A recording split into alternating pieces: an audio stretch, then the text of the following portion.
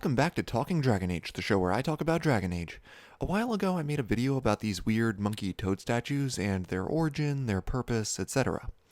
When I made that video, I knew I was missing a few instances where they showed up. Thanks to the comments on that video, I've remembered some of those places I missed, and saw one commenter bring up something that I hadn't realized.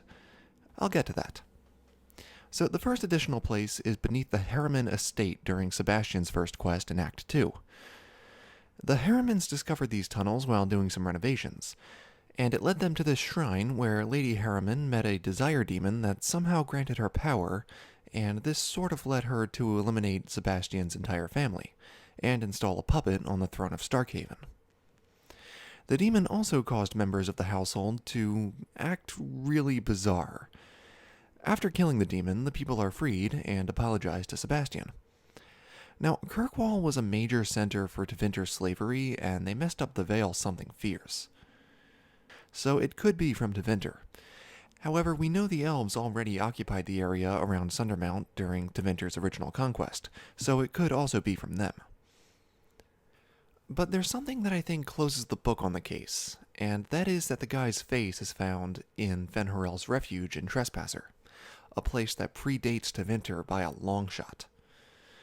But Tevinter took anything useful from the elves and made it their own. They took alluvians and were able to make them work for communication, though not travel. So although these things almost certainly originated with the elves, Tevinter likely used them for their own purposes. So we know Corypheus was responsible for the one in the Vimark prison. The Dalish used the ones in Danan Hanin, but the one on Sundermount and beneath the Harriman estates, we don't know. But we now have a large enough sample size to create a theory about their true purpose, or at least one purpose. The one in the Vimark prison had magic associated with Dumat, so you would be rewarded by completing a ritual and punished if you defile it. Based on what happens and how, it seems this is magic originating with demons bound by Dumat priests. The reward and punishment is demonic magic, is what I'm saying. Then there's the one on Sundermount within which was bound a powerful pride demon, and beneath the Harriman estate was one where was bound a powerful desire demon. There are a bunch in Danan Hanin where we fight a lot of undead, though that could easily just be spirits possessing the corpses because the veil is weak.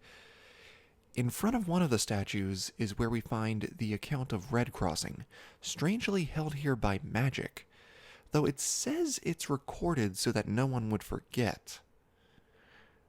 I don't understand what their plan was. Anyway, besides Danan Hanin, every place we see these statues, a demon is held within, including the one in the western approach, where there were clearly some cultists and the statue has fresh blood on it. Yeah. So these things are like housing units for demons. But why? Demons can be bound to anything if the mage knows what they're doing. It's said that they could possess rocks if they wanted to. So why these weird statues? There's no obvious lyrium or wards that would make them more desirable than anything else. All I can figure is that the figure that the statues depict has some kind of influence of its own. Kind of like, you ever see a painting or drawing of something that just kind of gives you the heebie-jeebies, even if you can't tell exactly why? And even if someone makes a copy of it, it still does the same thing?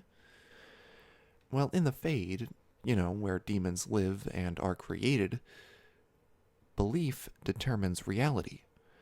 So maybe the figure here means something to the Fade, something the elves knew, and it compels the demons in some weird way.